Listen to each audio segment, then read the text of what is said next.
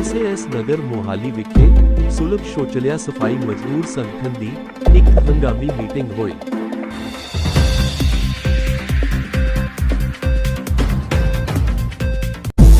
झाड़ू वालियां दी सरकार विच झाड़ू पोचे वाले बेरोजगार ते बेघर होण दी कगार ते प्रधान दौलत राम।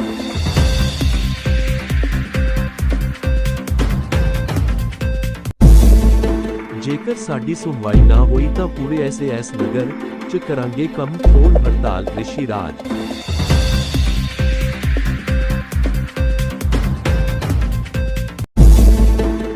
हर जोर जुल्म की टक्कर में संघर्ष हमारा नारा है, साजन कुमार।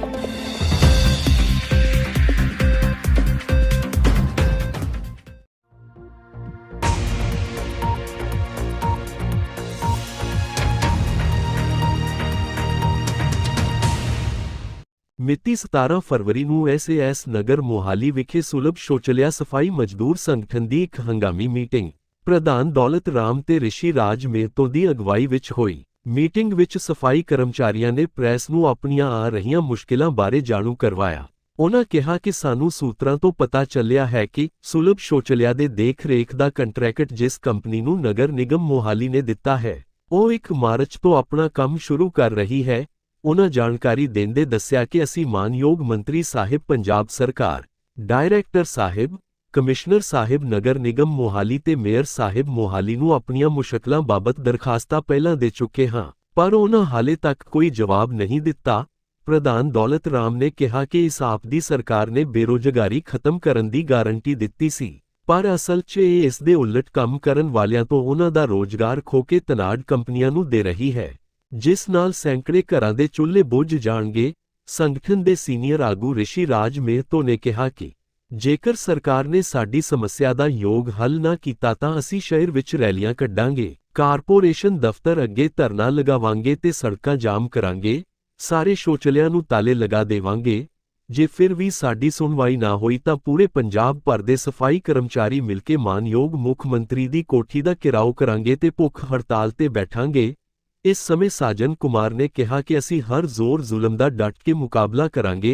उन्हां कहा कि जे साडे रोजगार ना रहे तां साडे बच्चियां दी पढ़ाई भी बंद हो जावेगी, जिस दे जिम्मेवार पंजाब सरकार ते नगर निगम मोहाली होणगे। इस समय मीटिंग विच विक्रम सिंह, सज्जन, सोनू, अनिल, अमिकनाथ, रिंकू, सोनू कुमार, विनोद, नाने, लक्ष्मी, सीमा, ज्योति, अंजू, पूजा, नीतू आदि ने भाग लिया।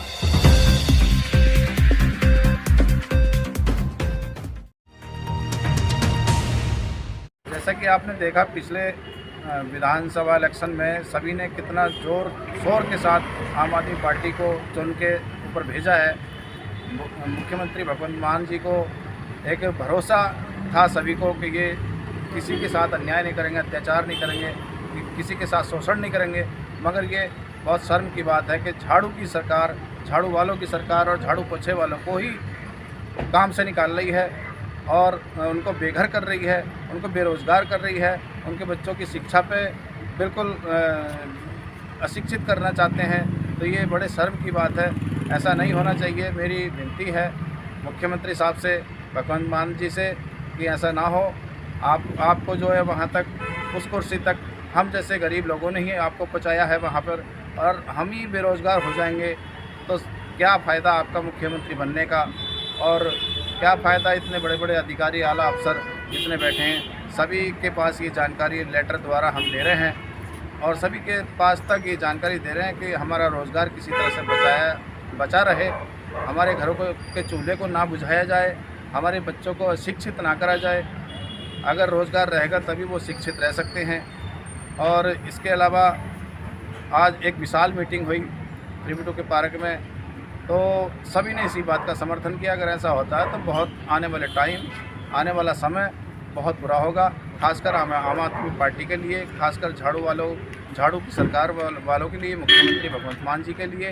तो किसी का रोज़गार ना जाए, कोई बेरोज़गार ना हो, कोई बेघर ना हो और कोई अशिक्षित ना हो, किसी का बच्चा कोई अशिक्षित ना हो। धन्यवाद। सभी भाइयों को आज योग के शुभकामनाएं।